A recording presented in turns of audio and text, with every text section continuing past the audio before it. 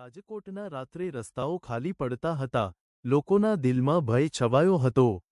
શહેરમાં એક અજાણ્યો ખૂની ફરતો હતો, જેને લોકો સ્ટોન કિલર કહેતા.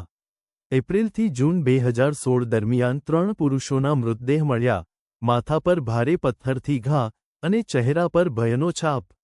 પોલીસ પણ ચકિત રહી ગઈ, આટલી ક્રૂરતા શા માટે? તપાસમાં બહાર આવ્યું નામ હિતેશ દલપત રામાવત. પૂછપરછમાં એણે સ્વીકાર્યું કે જ્યારે એ 16 વર્ષનો હતો ત્યારે તેની સાથે યૌન દુર્વ્યવહાર થયો હતો. એ દુઃખ એના મનમાં ઝેર બની ગયું, અને એ ઝેરે એને અપરાધી બનાવી દીધો. હિતેશે પોતાના શિકાર સાથે શારીરિક સંબંધ બાંધતો અને પછી પથ્થરથી તેમની હત્યા કરતો. આખું રાજકોટ ડરી ગયું હતું, જ્યાં સુધી પોલીસે એને જામનગરના બેડેશ્વર વિસ્તારમાંથી પકડી ન લીધો.